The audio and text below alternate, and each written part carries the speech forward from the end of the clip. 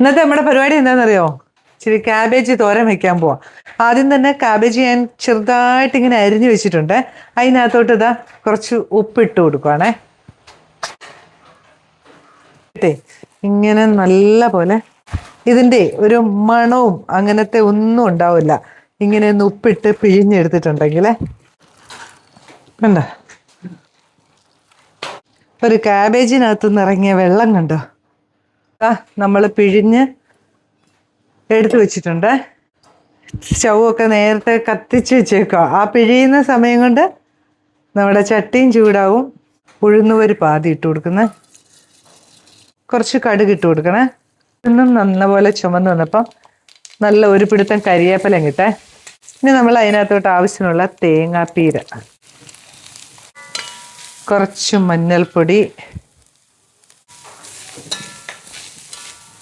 ഉപ്പ് ഇപ്പം ഇടരുത്.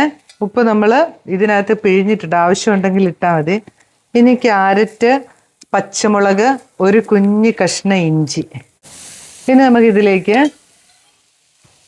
നമ്മുടെ ക്യാബേജ്, പിഴിഞ്ഞ് വെച്ച ക്യാബേജ് അങ്ങ് ഇട്ട് കൊടുക്കുക. ചെറുതീയിൽ അടുപ്പയിലിരുന്ന് ഇത് വേകുക ചെയ്യുക. അങ്ങനെ വെന്ത് ഒന്നും പോവരുത്. ഒരു ചെറിയ കടിയൊക്കെ വേണം. അതാണ് ഈ ക്യാബേജിൻ്റെ ഒരു ടേസ്റ്റ്. തട്ടിപ്പൊത്തി മൂടി അങ്ങ് വെച്ചേക്കുക. എന്നിട്ട് ഇടയ്ക്കിടയ്ക്ക് ഇളക്കി കൊടുത്ത് അതിനെ തോർത്തിങ് എടുക്കുക. അല്ലാതെ ഒരുപാട് വെന്ത് പോകത്തില്ല. എന്നാൽ ക്യാബേജ് തോരനൊരു ടേസ്റ്റ് ഉണ്ടാവില്ല കേട്ടോ. നമ്മുടെ തോരനൊന്ന് ഇടയ്ക്കിടയ്ക്ക് ഇങ്ങനെ ഇളക്കി ചെറുതീയിൽ ഇങ്ങനെ ഇളക്കിക്കൊണ്ടിരിക്കണം കേട്ടോ.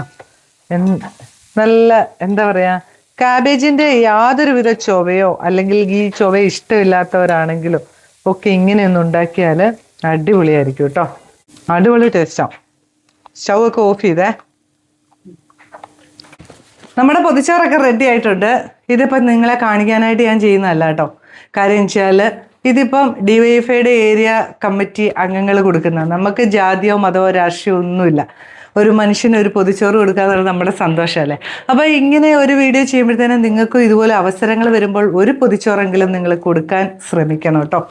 അപ്പം അത് നമുക്കൊരു സന്തോഷമല്ലേ, ജീവിതത്തിനൊരു ഭാഗമല്ലേ ഇതും. ഓക്കെ, ദാ നമ്മുടെ ഏരിയ കമ്മിറ്റി മെമ്പർ വന്നിട്ടുണ്ട്. അവിടെ എൻ്റെ സുഹൃത്താണ്, അവളുടെ പേര് രാജേഷ് എന്നാണ്. അപ്പം ദാ ഓക്കെ,